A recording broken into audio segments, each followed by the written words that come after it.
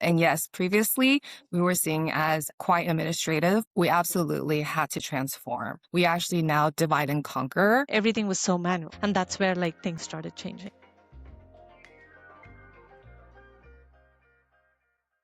Welcome back to Susie and Friends, where we talk with legal leaders, operators, and technologists shaping how modern companies work.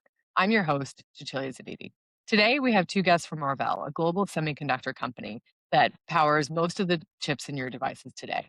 The company's got an incredible past and an amazing present with a $100 billion market cap, huge global implications in the semiconductor industry, and thousands of agreements, compliance, and other legal matters globally.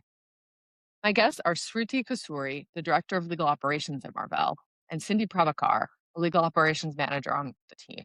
The two of them have worked together for a few years now, and they don't always see things the same way, which is exactly why I wanted them both on.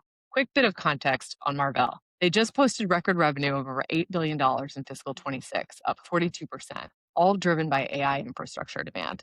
NVIDIA just dropped a $2 billion investment in Marvell. Marvell is moving at a serious pace now, and these two are running legal operations inside of all of that. Shruti, Cindy, welcome to the show. Thank you. Thank you. Be happy to be here.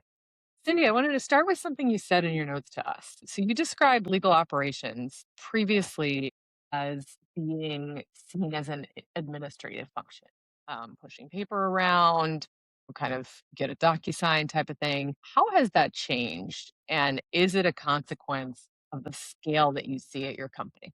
Very good question. And I believe it pretty much started with when Sruthi joined the company. She ensured that we got a seat at the table. And yes, previously we were seeing as quite administrative because we are extremely supportive, which we are still today. With the scale that we had to take on, we absolutely had to transform. We actually now divide and conquer. There's 3 people on our small and mighty team. Previously, I actually had a whole team of 5 when we only had a global team of 50. Now we have a global team of almost 80 and only 3 of us. So things had to take shape to ensure that we are able to scale and not just be a support admin team. And of course, there was a lot of thought about what legal ops should be doing and shouldn't be doing. And some of people don't even know what legal ops was at the time when I joined the company. And we all know this. I think that's how we essentially had to get, once we got the seat at the table, things turned around quickly.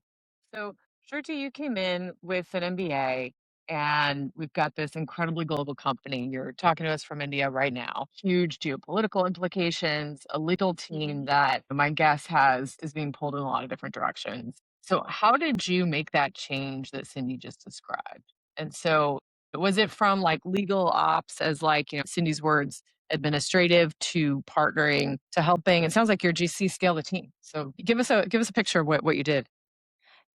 I do want to say that it's not just us who made the change, it's also our CLO who's been so proactively supportive of this group and what we do. And he saw us that we could bring more value than just pushing people, like you mentioned. There's nothing wrong with doing that, but then he saw that we could bring more to this table, and that's where everything changed. The first thing I would say is we saw that there was nothing automated. Everything was so manual. And that's where from where I came from, Maxim integrated and analog, we saw much more automation than what was at Marvell. And that's where things started changing. So you come in, and what was your given mission? It was like, hey, we got 50 lawyers. We are going to see breakout growth, public company. How did you go from, okay, make this change to really putting meat on the bones of what your mission would be? Or, maybe your CLO gave it. So your CLO is amazing. I think he's a long time Marvell guy. But tell me about how that took shape. Think he really wants to get everything very efficiently done. And he is that person who won't say one extra word if it's not needed. So he'll just be super efficient, and he expects that from everything. So when he saw things being too manual, too not being efficient, it's taking too much time, he's like, okay, Shruti, you come in, you change this, you need to automate some of these. Our biggest things I think most legal ops do have is the CLM. So we have that too. And then the second thing was finances. He couldn't understand like anything about it. So those were the two things that we started off with. But the mission was try to automate as much as you can, reduce manual work, and be more efficient. What's a good example of a process that was manual? So you come in and it's just like, hey, Mark has this instinct that we're doing things that we don't need to be doing. We're wasting time, resources, brain power, or whatever. Does any one process or initiative stand out as something where you came in and we're just like, yeah, we're gonna revamp that thing? First thing I would say is the finance. There was one cost center for all of legal. Wow. And he's like, how do I get my hands on the data? How do I know who is spending what? How do I know which team owns what? Right? And then that was the first thing that started reshaping this whole team. So Cindy, what is that the example you were thinking of? I had a second one. So this other one was, as you mentioned, Shilio, we have thousands of agreements and it's only growing. So one thing Mark asked is we need to auto-triage our agreements assignments to attorneys or legal reviewers. We can't be doing manual assignments anymore. That's impossible. Let the system train it and then have it prepped in the back end and have a process in place. And we're constantly trying to increase the auto-triage methodology. Wow. All right. So I want to dive in on both of these things. So Shruti, there's a big thing, and I think it is a thing in legal operations where in any kind of operations, like follow the money, right? Finance knows who you're paying. And if you literally only know 80 people, I'm assuming a budget in the, 8 figures, if not high 8 figures, all of it is just one bucket. So you see that and you're like, all right, where you spend your money is obviously at least an indicia of priority. What did you do from there? Did you just go to finance and be like, all right, we got 10 cost centers now? Did you implement a system? And what did success look like for that? And then Cindy, I want to come back to your agreements thing because that is, especially with AI, it's just a topic that's on fire. But let's dive in on Shruti's. Julia, the first thing we did was exactly what you said, is went to finance and said, hey, we need to break down. Anyone who reports into Mark needs to have their own cost center. If they own two groups, then they need to have two cost centers, like a parent and a child, like whichever is the parent group and child group. For example, compliance has like compliance and ethics, and then trade compliance also. So they have like two groups. Or corporate has corporate and stock admin, and that's how we went about it. And it also got like a lot of ownership because we saw like some of these bills that come from law firms that are PDF documents, and probably they're putting in like both like multiple owners like work into that, and then one person is signing off because they're like, yeah, I think this group might have got this work done and stuff like that, right? So that's where like we got a lot of ownership from the practice group owners, and now they come to ops and says, what's my budget? How much did I spend? Where am I heading this year? What does my year look? So it's been a very good like positive change. Accountability. Accountability. And so now that accountability, was there any one moment where you rolled out this system, suddenly you figure out you're spending X million dollars on stock admin? Were there any kind of jaw-dropping moments like that? Or like when did you know that you were on the right track with this project? I think, in any situation, you do have some people who push back. And the people who pushed back were those who did not want this happening, who were scared of seeing their budget, who were scared about us seeing what work was done in-house and outside, right? So that is where we saw like a lot of pushback. I am not a huge believer in going and bringing a new system each time I see a problem. I'd like to like try and revamp what we have and to the most extent possible. So like we just used what we had for our e-billing process, expanded that into matter management. That way, like we are able to keep it. We're not introducing something new again on the system side and the finance side, right? So we just kept one system, went with it, and we said, hey, it's okay. Like, we're just going to go through this the first year, and then we are going to talk about efficiencies in the second year. And that's how we went. Yeah. So when you went from, so in this case, you did decide to put in a system. When you went from the sort of global cost center, legal spends $Y million to, stock admin spends this, global compliance spends this, et cetera. Was there like almost like a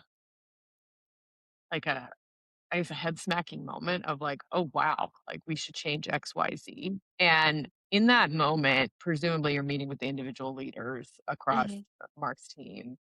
How did you navigate it?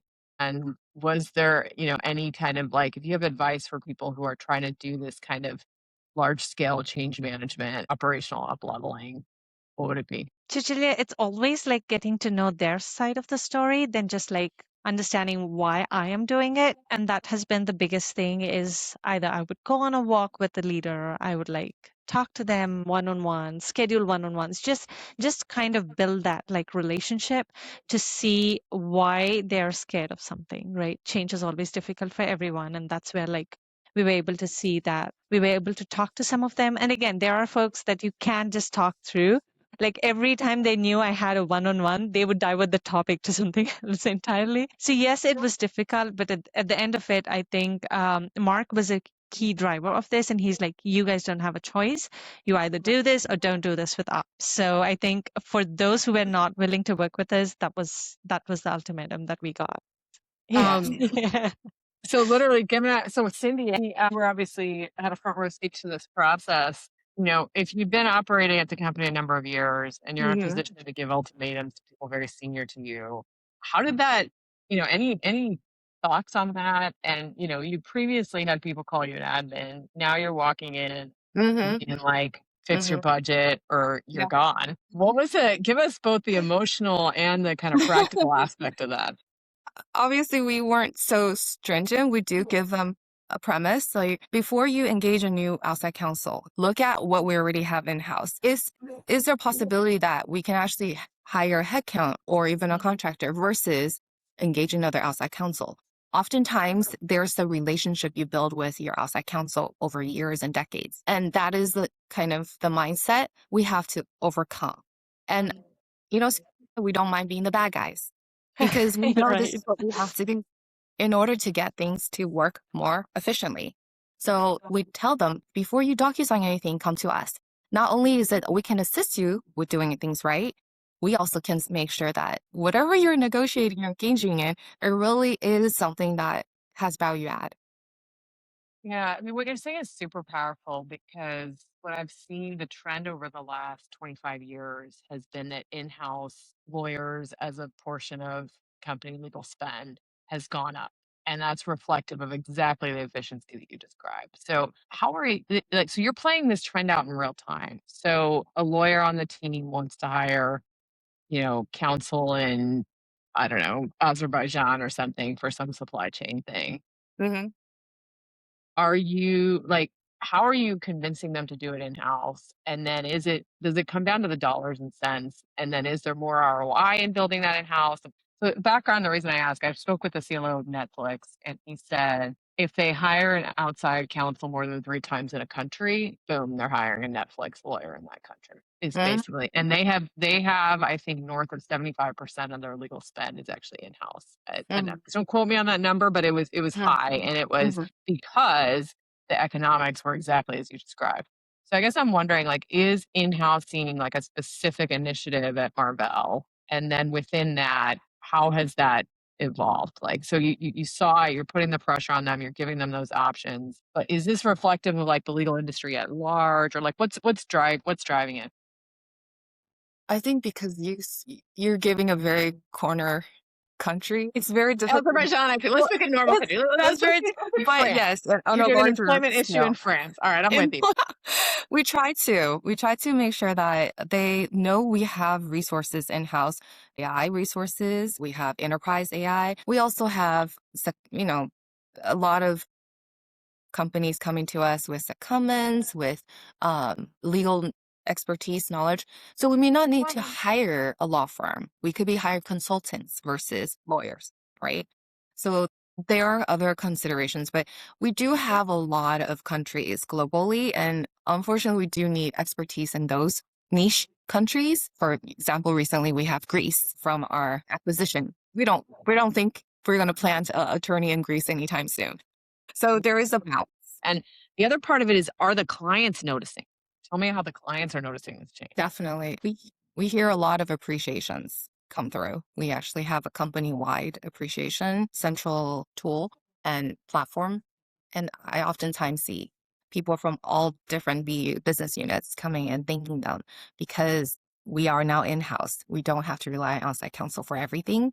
So like Sruthi says, they can work on other projects. People use the term strategic partner, and I think, we have a lot of general counsels on the show, and a lot of them take this mindset of like, you want legal to be invited to the table. Mm-hmm. And it sounds like that's happening. And, would you say you walk into Marvell now versus Marvell 10 years ago, that is it different in that way? It is more strategic because of this in-housing that you've been doing. 1,000%. It sounds like Mark is really the modern CLO.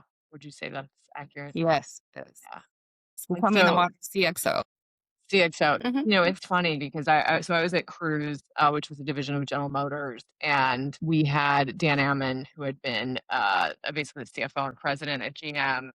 He talked about how, and he said this publicly, so I'm not saying anything that's not public, but he talked about how after the ignition switch issues in the 2000s, that there was an analysis done, and essentially the fact that legal was not kind of sitting with the engineering team, literally a different building in Detroit, made a difference. And there was a lot of time spent kind of figuring out, like, getting past the sort of like who did what wrong, and more to like, okay, how do we partner better together?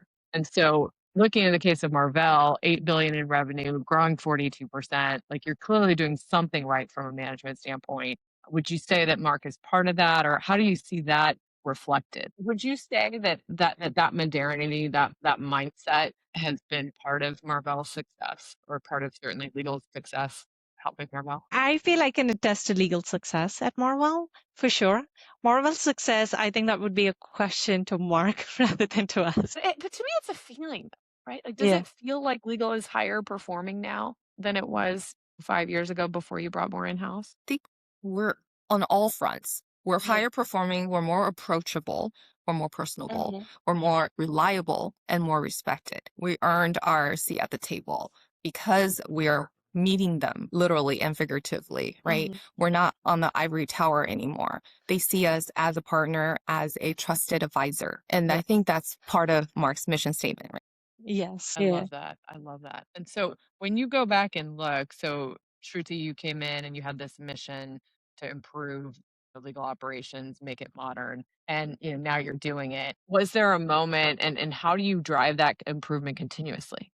So what, like, you probably looked at, okay, you've got these metrics. We can talk about Mhm. contracts signed. We can talk about outside spend. We can talk about the number of shout outs that you get, which is great. I love that you said that stat. So how do you like, how much more of the job do you have to do? And then when did you realize, okay, we've done a good job with that, the way that Cindy described? I think it's the appreciation for sure, like, where you feel like, oh, yeah, we were part of this, we were part of the larger picture. And like, being at the table, like Cindy said, legal ops was not part of like the CLO staff before. Now we are part of the CLO staff. So all of those made a huge impact for us. And then like, talking to the staff, understanding where they're coming from, that's where we see our success. But I think there's so much more to do, Cecilia. It just doesn't feel like we are at the end of it. It just is so much learning for us too. It's constantly like we're keeping up with AI. We're learning how to make agents. We're working with like IT to understand more on the data end, like on the technical side. I come with a little bit of technical background, but Cindy has learned so much, and IT is amazed with how much she's learned in the last year and a half. I'm just like, oh my God, Cindy understands this stuff. Like, so I think giving us that visibility has also, it's across other SG&A groups too, that they are seeing us as a valuable partner, that they are seeing that, hey, we can go to them, we can ping legal ops. And then there are like business units who will come and ping legal ops when they see an issue. So that's where we know that this is a success story for us. I love that. So you're actually having other groups within the company want to model legal. Is that right? Did I hear that right? I wouldn't say model legal, but I'm saying like they see legal ops also along with legal. Got it. Okay. All right. So Marvell moves fast, 8 billion in revenue, 42% growth, two big acquisitions in the last 6 months. NVIDIA investment just announced. So you're basically sprinting with, 100,000 global employees. Shruti, you cut legal request time 73% across a 7,000 person user base. Wow. So is that right? So 7,000 people rely on legal or have submitted legal requests. Is that right? Wow. This is specific to the contracts, and Cindy has been the driver of that. So it's a teamwork. I can't take like a lot of the value. And then we have like the commercial transactions team who have been the greatest partners, who like, have turned everything around. We had some new folks who came in and were able to bring in a lot of efficiencies. So we were able to achieve that, those numbers. So is this back to what you said at the top of the show, Cindy, where you mentioned, okay, we used to have manual routing of contract requests, which with is wild. one person who makes that decision. Wow. One person is out, then you got to train the backup person. So now we've auto-triage, I would say about 40%. And then we have a team, global team too, who will auto-triage the rest. So it's a lot more efficient. Things are assigned almost within 24 hours, business hours. And to the contract efficiency, we had our self-serve workflows really can be generated, completed DocuSign within 15 minutes. Wow. So everybody likes to pick on NDAs. So I'm assuming it's NDAs. But NDAs let's is not. So yeah, I was gonna say, let's talk about not NDAs. So what are the things that you've automated that that get to that, sort of less than a day time where it's completely self-serve? And how did you walk us through the process of how you got to that point? We were mostly IT, especially during pandemic.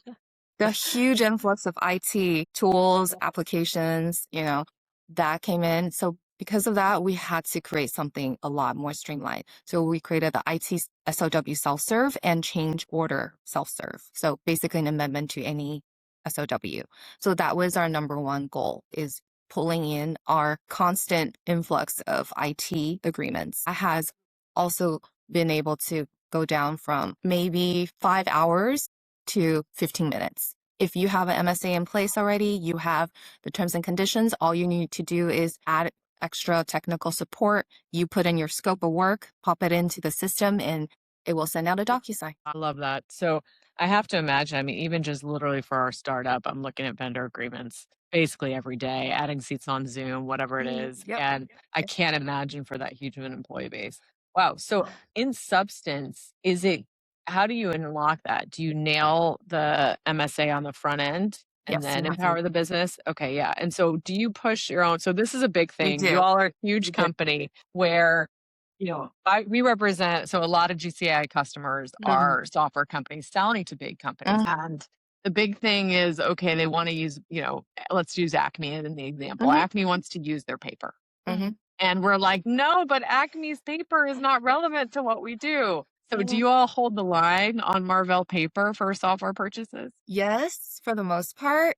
But we are trying to create a template for our SaaS tools because that is huge. So we understand that we still have to negotiate a lot of times on other party paper, but where we draw the line is we have our must-haves and they have to be in there. So what we do is starting point, usually we push our paper and then we'll align or add our exhibits or things that we can not compromise. Yeah. Well, so it sounds like this is kind of like an orchestrated thing where if you want that result of being able to negotiate an SOW in 15 minutes, as you described, okay, then the way to do that is to have the Marvell paper on the front end. So it's funny because I'm on the other side of this. Like literally, we had a customer who was selling to like a big candy company. And they sent over a procurement agreement that talked about supply chain around like peanuts and cocoa and all these things. And it was just like our customer was like literally a SaaS company and was like, I don't know the provenance of my cocoa. Like, I'm not signing this. And so it was like a funny example. But in this example, I guess the sell would be like, look, if you sign our paper, then in the future you want to expand, it's going to be way faster. Correct. And so I guess like, and so how has your IT team or how's that gone in terms of, and maybe you made improvements to the template itself, it sounds like. We have. But like, so let's just say I'm so lucky as to sell to Marvell one day. We'll get there. But let's say that I am. I'm getting the MSA. What am I doing? Like, is it pretty good? Is it like pretty easy? Like, what are you doing to kind of make the commercial, wheel spin faster? The commercial side, I think you're honing in on the vendor side, right? With the vendor side, we are actually trying to create workflow where we may be able to involve the requester and procurement team. That's the goal, the way of the future. Right now, we're setting up the the goalposts to So it gets closer and closer. But right now, I think, as I kind of mentioned, we're trying to templatize a lot of these common sauce companies and tools. And then same thing, templatize a lot of the resources that we engage so that it's faster, more streamlined. And I think Sruthi works with our head of commercial transactions team really well. I mean, not just because they, they knew each other, but she gets her buy-in quickly. They talk things over. So it really helps when you have the top-down buy-in. It's also the leader from commercial transactions. Like I said, it has been a shift in this group on like how they have been partnering with us. And Dina coming from like always being in the technology world, I think she comes in with like this passion of improving. So she also asks us, hey, can I have any of the AI tools just give me a thumbs up or down on my like very low value commercial, like, procurement or like the vendor side contracts, right? So then I don't need an attorney spending time on it. Can we like auto triage that to a contract administrator? So she's really forward thinking in those terms too. So another great thing is she wanted each attorney to have their own respective teams that they support. So now people know who to go to because, for example, I have foundry agreements. Oh, I know who my attorney is supposed to be. Instead of chasing down who's working on my agreement, who's going to be assigned this agreement, who's likely going to support me. So a lot of efficiencies has been created because of her forward thinking and her ability to differentiate. Okay, what is the actual time spent versus what is the time that's getting up to speed. So she made that clear demarcation, and she says, I want to cut out things that are getting people up to speed. I love that. So that concept of assigning lawyers to stakeholders, at Amazon, it was very powerful, and it was, it's a challenge for workflow, right? Because sometimes one group will get more busy and so on. But we found that the value of it was so high. Also because of those relationships, because of the understanding what the business is working on. Was there any resistance from the individual attorneys then or not? Or like how did that go when you're like, all right, X group, foundry group, your lawyer is Y person? And how did you set them up for success from there? Company or culture is if you want to try something, always sound off, tell your manager. So yes, it's possible that they're assigned to a certain group. Maybe they prefer sales side, but now they got assigned, buy side. But next year, if you sound off, I want to know more, I want to learn more about sell side. We're very amenable as a company, as a team. So I think that helps to assuage some of the, as one of our favorite contract admins says, agita, being stuck in the same role, right? I love that. All right. So we've gotten, surprisingly, considering it's a semiconductor company with all these, very technical legal considerations, we've homed in on kind of the soft side a little bit more. Talked about agitas, talked about visiting people's offices. I've got in my notes that you're big on coffee chats. So I've seen this in legal ops before too. That's like you can make, a gajillion documents, beautiful process, agiles and that, EMP certified. And then reality is, you actually have to like talk to the people that you're serving. So tell me about that. And was that an initiative from you? Is it just part of the culture? How do you use informal coffee chats as a tool with your stakeholders? Cecilia, I think maybe it goes like company wide. I'm not so sure. For me personally, especially when we are talking about pain points, we need to understand the other side of the story, which is where like I strongly believe like let's have a chat, let's see what's happening. I can't just come and demand something to be changed just because I think or I fancy it, right? Or legal fancies it for that matter. So then like we sit with our IT partners or finance partners or our HR partners to see like what's happening at your end. I don't want to send you this like huge document. I'm doing this project. This is the purpose. Like no one's going to read your document. No one wants to give their input on the pain points. So that's how it started as I started off my career. And then like I just got that in here. And that really helped us, especially with the CLM, with the changing of the cost centers. Maybe or maybe not, but in some areas it might not have. In some areas it was so successful. Like with most of them, they want to partner with you. They, especially when you say, what is your pain point? Explain to me why you're not willing to work with us. And then we'll make sure that we accommodate your pain points too. And that's where like we get a lot of buy-in. So obviously when we talk about change management, taking stakeholders' pulse, You're literally an AI company, or at least powering AI on the infra side. Being an AI company, or at least the infrastructure for AI, has that changed how you think about it and the pace at which you're moving? Absolutely. Absolutely, yes. Say more about that. If we are only going to hire headcounts, AI can't do it. So that's kind of a short run. But for us, it is. Anytime we think of process improvements or even implementing a process, we check in to see if we can build this in-house, if we have a AI agent or a workflow that we can work with. Sruthi is, I feel like she constantly reminds all of us how to make sure we embed AI in our daily work life. And she actually gamified it starting in start of the year, which I thought was brilliant. And we actually called it the Legally Brilliant Challenge. Let's move to the lightning round real quick. A leader or book who shapes how you think. Cindy.